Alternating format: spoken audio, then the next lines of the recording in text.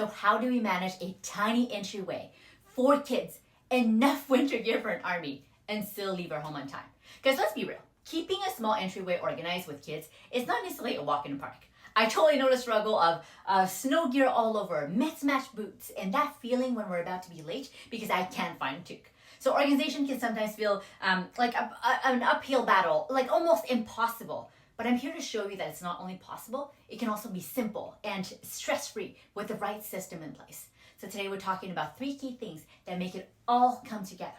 How we organize shoes in a winter gear system, our minimalist approach to winter gear, and practical use of space and systems, including the 30-second rule.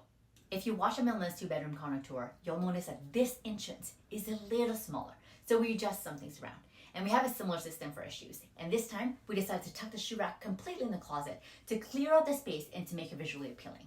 And we have the same system with where each daughter's shoes go. So the oldest on the left, all the way to the youngest on the right in order of age. And this really helps our girls know exactly where their shoes belong without having to fight. But I want to put my shoes here today. We have no time for that kind of conversation when the entrance is smaller than a powder room. And the first shelf here is their winter boots. The second shelf is their regular shoes. And yes, they only have 1 pair of winter boots and 1 pair of shoes for all occasions. They also have a pair of rain boots that comes out when we swap them with a winter boot. I get a third shelf with the shoes that I wear the most often in winter, which are my big winter boots and barefoot booties and booties with heels. And I've had these big winter boots for over 7 years now, and I was going to declutter them when I got my barefoot booties. But I realized that they are actually very useful when we go for big walks in the forest where the snow goes all the way to my knee. So I'm keeping them for now. And the barefoot booties are my everyday shoes, and the booties with heels are for church and date nights and nicer occasions. And Micah gets the last shelf with all the shoes he has. This box here is for skating gear. So my skates and the girls' skates. I was a figure skater before, so that was very important to me for the girls to know how to skate. And I guess we're also in Canada, so that's important. So we like to go to the arena every week. And they were taking lessons before, but we took a break of that to clear out our schedule. And now we only go to the public skating time during the day. So it's super quiet, super awesome. In the closet, we only keep Micah and my jackets with their snow pants. And the only time the girls' winter gear will come in here is when we're having friends over to make room for their jackets on the hooks. And the rest of the time, Micah have 2 jackets in here, his wool coat and his regular winter jacket. It's actually not a real winter jacket because it's always so warm. So that's what he uses for winter. And I only have my winter jacket in here. And I've had this jacket for over 10 years now. And I've also attempted to declutter it multiple times, but I didn't find anything else that I would want instead. It's super warm for our winters here in Canada. And I wore this pregnant and not pregnant, and it was zipped all the way up. It was awesome. And I also have a wool jacket for fall and a shorter winter jacket for skating, but I keep those in our closet because I wear them only once a week. This sub shelf is for the extra skating gear that didn't fit in the box. So Micah skates, an extra pair because our oldest just outgrew hers, and the girls' skating helmet. The girls' winter gear is on the hook right here. We technically would prefer if the hooks would be lower for them to be able to put away their gear themselves, but they came with a place, and we're here only temporary, so it works well for now.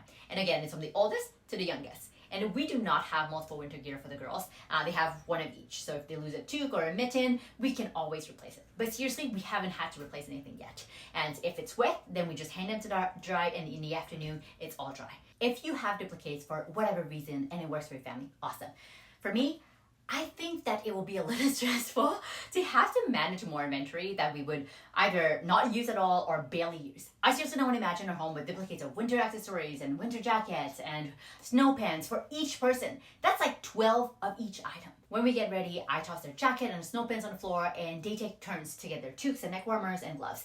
We all have white toques and black warmers for the most part, and they're able to tell who's is who's based on the dot system. So our oldest has 1 dot for every clothing item that's hers. Our second has 2 dots, and so on. It also really helps when they sort laundry. Each daughter has a spot to get dressed in, so everybody stays in their lane and there's no craziness happening most of the time. Right outside of the door, we have a dump box similar to the one that we had in the condo. All the toques and the mittens and the neck warmers are in there. And the girls also dump their light jacket for when we run errands and they don't want to carry their big winter jacket. And our 2 youngest are actually still in the car seat, so they wear their light jacket. And we get a big warm fuzzy blanket on them. On this side, these shelves were already here when we moved in, so we decided to make the most use of them. And so this is the summer stuff. It has our thermocell, a mosquito machine because I can't stand those, and our picnic blanket. And this shelf have our girls' bicycle helmets for summers, and if we didn't have the space for it and had more stuff for winter, all the summer stuff would be packed away. We don't have a lot of stuff, so this is just great. And here is their little backpack. We used to use them at our previous church for their snacks, but at our current church, they provide us snacks, so we actually don't use them anymore. And they're a little small for most things, and so, but we're keeping them anyway for now. Miserable collection of chalk and our recycling bin-ish.